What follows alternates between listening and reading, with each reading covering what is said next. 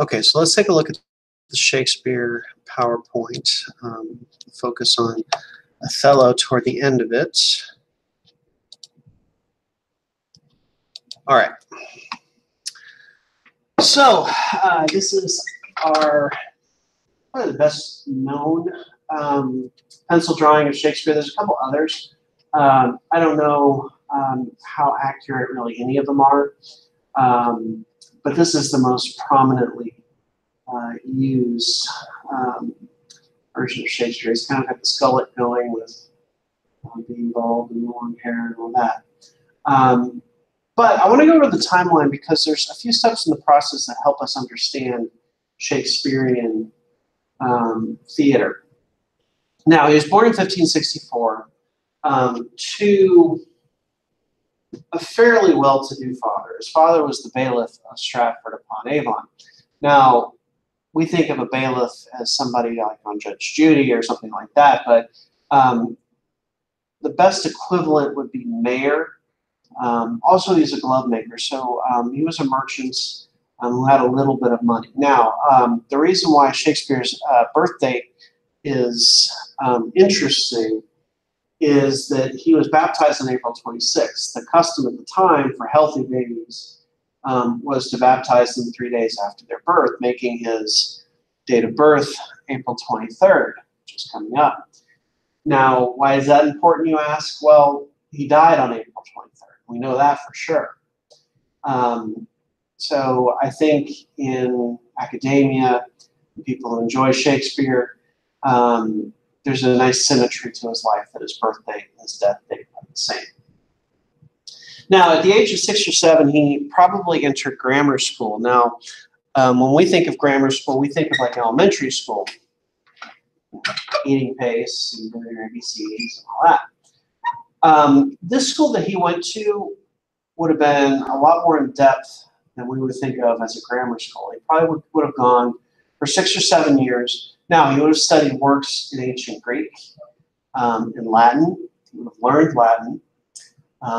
He would have had certain classics available to him, probably Homer's The Odyssey, the Iliad, some Virgil, stuff like that. So there's a lot of folks that wonder how somebody with only a grammar school education could have written Shakespeare. Well, really for him, it was about having enough access to the books and the information in order to be able to write that stuff, which it would appear that he did. Now, he, at the age of 18, marries Anne Hathaway, who is 8 years older than him.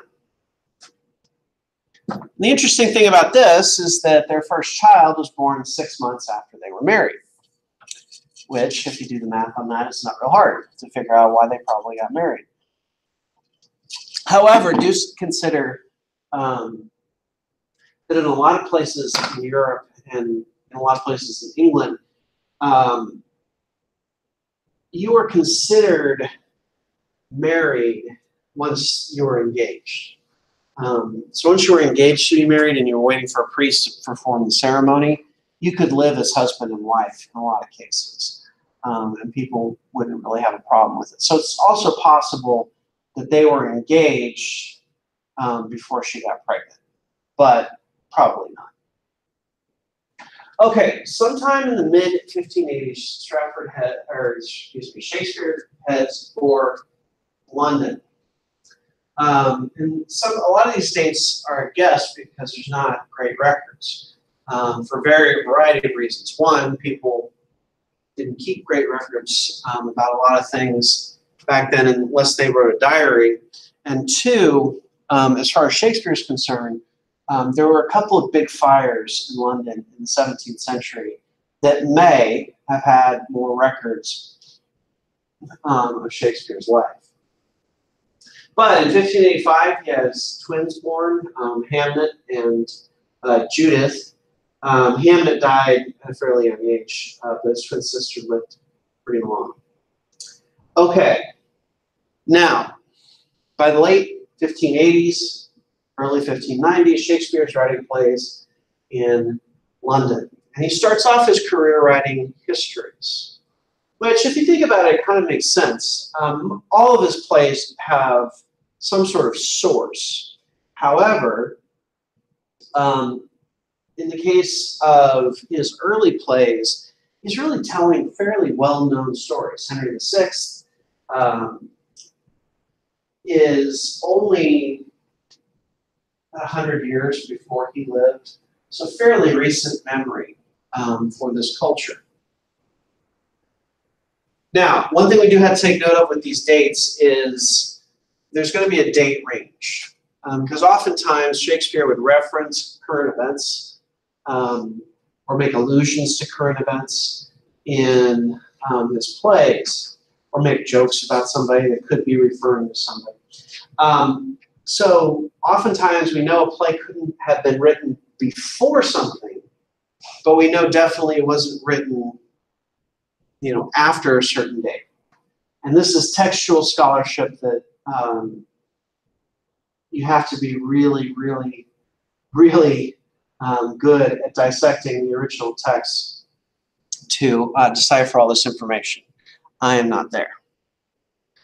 Okay, but what we do know is by 1592, Shakespeare was well enough known in London for a pamphlet that was writing about something else. It was writing about the theater scene. Actually makes a joke about Shakespeare, calls him up-and-comer, this young shake scene who is affecting the theater scene in London. So we know that he had at least been writing for long enough that people knew who he was in 1592. 1594, Shakespeare performs with the theater troupe The Lord Chamberlain's Men. This is one of those details in his timeline that I want to talk about because it helps us understand Shakespearean theater. Actors had to be sponsored in order to perform for a variety of reasons, not least of which was you couldn't wear noble people's clothing unless you were an actor or a noble person. It was illegal. Okay, you couldn't wear clothing outside of your birth unless you were an actor. So acting troupes had an earl, a duke, some sort of lord. Eventually, with Shakespeare, the king himself, sponsored the group, and it was that lord or lady's job to make sure that they didn't say anything offensive to the crown, anything subversive, but also to make sure that they're only wearing the type of clothing that they can wear outside of the theater. Okay. Then in the middle of 1590s, we're seeing Shakespeare starting to move into some comedies, but is writing more history plays, also writes Romeo and Juliet. Romeo and Juliet may have been his first, real tragedy. It had a historical basis, but in terms of coming out of his mind.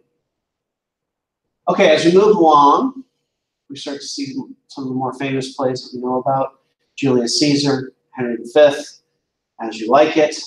But this is the time where they're leasing the space for the Globe Theater. We're going to take a look at the theater here in a minute, which is another important part of Shakespeare's plays because of the way the theater is set up. I think it's important to kind of think of it in our mind that way. Okay. 1603 is a big year for England and for Shakespeare. Why, you might ask? Well, Queen Elizabeth not only sees Midsummer Night's Dream, but she also dies in the same year. Now, politically, Queen Elizabeth's death is a big deal. She was known as the Virgin Queen, although it's doubtful that she was a virgin. But she didn't have a husband. She didn't have any children, which means who's taking the throne after her is a problem. Within living memory, they had just had a 50-year civil war called the War of the Roses over the crown, where Elizabeth's grandfather, Henry VII, finally won the crown. Well, She didn't even name her successor until a couple months before she died, and she picked her cousin, James VI of Scotland, who was a descendant of her grandfather, Henry VII. He becomes James I of England, and for the first time, we have something called the UK, United Kingdom of England and Scotland, right? Because he was the king of both Scotland and England. Now, why is this important? Well, I think it comes out in a lot of his plays when you have political upheaval in the world. There's tension. And this is when we see Antony and Cleopatra, Macbeth, plays about political King Lear, problems with one king dying and what's going to happen after that king dies, who's going to take over. The Black Death closes down the theaters for the first time. I think 3 big times, but 1608 and 1613-ish, the Black Death closes down theaters. Now, they didn't know about bubonic plague, which is a bacterial infection. But they did know that the Black Death seemed to spread in crowds. Well, what you have in a theater is a crowd. So they would close the theaters in hopes of preventing the spread of Black Death. Anybody know how the bubonic plague is spread? Rats. Rats. More specifically, the fleas that are on the rats. They bite the rat. The rat can live with bubonic plague a lot longer than a person can. The rats bite humans, or not the rats, but the fleas bite humans, and they get the plague. And it's not a very good way to die. So this is a good, modern medicine is a good thing. Okay. Just a couple more things. The Globe Theatre actually burned down in 1613, but they rebuilt it fairly quickly. The legend is that the Globe Theatre burned down because they were having a battle scene in one of the plays and actually set off a cannon at the top of the theater, and which started a fire and burned down the theater. And then in 1616, Shakespeare dies. You can actually visit his grave in Stratford-upon-Avon. He had semi-retired, or more or less retired by then, to his hometown. Famously, he left his wife his second best bed. Not much else. He left most of his stuff to Susanna, who was his favorite child. Judith and him were kind of on and off again in terms of their relationship. And who knows what he thought about his wife. Thing is, you know, the second best bed thing, it's possible that they slept in separate rooms because one of them snored. And the second best bed was the one that she slept in. Or they could have hated each other. We don't know. Okay, so the next slide shows some of the locations of the theaters in Shakespeare's London. Now, the reason I want to bring this up is that theater was not permitted within the city walls, which we can see is this greenish line around London. In fact, Shakespeare's theater was across the River Thames in Southwark. It wasn't considered a, I don't know, think of it as like a monster truck pull nowadays. You might see sophisticated people there, but you know, they're not happy to be seen there. If that makes sense. They may enjoy it or go to a WWE match. You know, Stephen Hawking before he died could have gone to a WWE match, but that's not the type of place you would expect him to be. Theater was kind of thought of in the same vein at this time. So it was not allowed within the city walls. But if we see in the upper right-hand corner, the theater, that was one of Shakespeare's theaters, but across at the bottom of the screen is where the Globe was. It's also next to the bear baiting pit and the bull ring. Bear baiting was actually Queen Elizabeth I's one of her favorite sports. And this was a sport where they would take a bear, chain them to the middle of a ring, and then you take a pack of dogs, starve them for a few days, and then let them loose in the ring with the bear, and you'd bet on how many dogs would survive, whether the bear would survive, how many dogs would be maimed, which dog would, you know, eventually kill the bear. Very kind of savage sport. And like I said, it was one of Elizabeth's favorite sports. different times, I suppose. But, you know, is that really any worse than some of the shows that we have on TV? You know, we have plenty of gruesome shows that are gruesome for the sake of gruesome. Okay, so this is some drawings. Two of these are drawings of the globe, and the other one's a picture of the modern Globe Theater that's been reconstructed based on accounts of the theater. Now, ironically, the quintessential English playwright had his theater drawn by foreign tourists. One was a Dutch tourist, the other was German. But we can see it's an octagonal shape, and it goes all the way to the top. It's roughly 3 stories tall, okay? And you'll see on both of the drawings and in the picture, you can see it as well, they have a flag sticking up. Remember from the last slide, it's across the river. But it's a fairly tall building for the time. So the flag would show you what type of play was being shown that day. White for a comedy, black for a tragedy, and green for a history. So if you live in London, you could either see or send one of your servants out to say what kind of play is being performed today. Because they would have 3 or 4 different plays going at the same time. Imagine yourself being an actor and having to have lines memorized for 3 or 4 different plays, because you might perform Hamlet twice this week and then Love Slater's Lost twice this week. You know, and you never know. This is the inside of the modern Globe, which is, again, as close as they can get to a reproduction of the theater. Now, what's important is looking how this stage juts out into the crowd. The crowd is right on top of the stage. And it's not like you weren't allowed to drink and be rowdy in the crowd. Kind of a different feel than theater today. But the higher up you went in those tiers, the more expensive your seats were. And I'll get to that in a second. But you can see on the back of the stage kind of a balcony area. That's where Romeo and Juliet's balcony scene would take place. Often in Shakespeare's plays, you have characters that are kind of observing things from afar, or they're hidden, and so they can hear the other characters. Oftentimes they would be on that balcony section. But this really shows the theater makeup, really shows how difficult a job Shakespeare would have had in terms of seating. The expensive seats, as I said, were in the balconies. The lowest level would be the least expensive, but you get like a bench, maybe some cheese and beer. The second row balcony is more expensive. So we're talking about merchants, lower level nobility, knights, barons, those sorts of things. And then the top seats were the most expensive.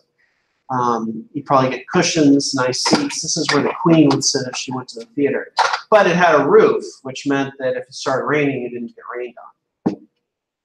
Now, on the floor, these were called the Groundlings. And if you go to see a play there today, you have to stand through the whole play. They don't let you sit down. But the Groundlings would have been, you know, a halfpenny entrance. So it would have been very inexpensive. So Shakespeare has the most educated people in the country and people who can't even sign their name all in the same audience, which makes it really difficult, especially for comedies, because you have to have the slapstick dick and fart jokes for the Groundlings, but then you have to have the witty, sophisticated wordplay humor for the people in the balconies, who probably paid more money for their seats than 20 Groundlings. So it's a very tricky audience to write for. You know, in the case of a tragedy, the Groundlings want to see fight scenes, whereas the people in the balconies are more looking for the language and the intrigue. Okay, so some stuff to look for in Othello as we begin reading. With Shakespeare, it's okay to seek help understanding the play. In fact, for you guys, I'm going to give you a work overview of the play so you can reference it. But reading a synopsis is not a bad thing. But do remember that a synopsis is not a replacement. It's not a replacement for reading the text, but an enhancement. And here's how it's an enhancement. If you read the plot summary before you read the text, it really keeps you from getting confused. Shakespeare's language is hard for a lot of students. I understand that. I've been reading and going to Shakespearean plays for close to 30 years at this point. I can understand the language.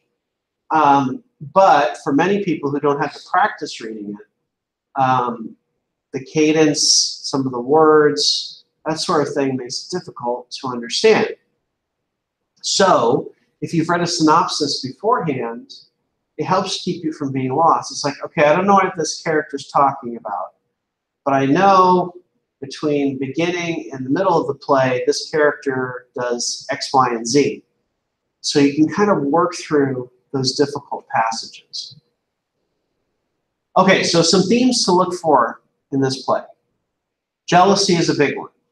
Not just Othello's jealousy of his wife's potential affair, but also Iago's jealousy, trying to get revenge on Othello. We're never quite sure exactly why he does all the things he does. Being an outsider. Othello is clearly an outsider, but also, you know, Iago feels like he's been made into an outsider because Othello chose not to promote him. Being faithful. Othello is faithful to Iago until almost the very end. Getting revenge, trust issues. These are all major themes that we can look for in this play. All right, so that's the end of the slideshow. I'm going to go ahead and stop sharing. But as we begin to look at the play and watch the play, do keep in mind that it's okay to occasionally look at a synopsis and to get help. If you don't understand something, let me know. But I think doing the work of getting to the play is very rewarding because it's an interesting work. So let me go ahead and shut off the video, and then we're going to move on to our next thing.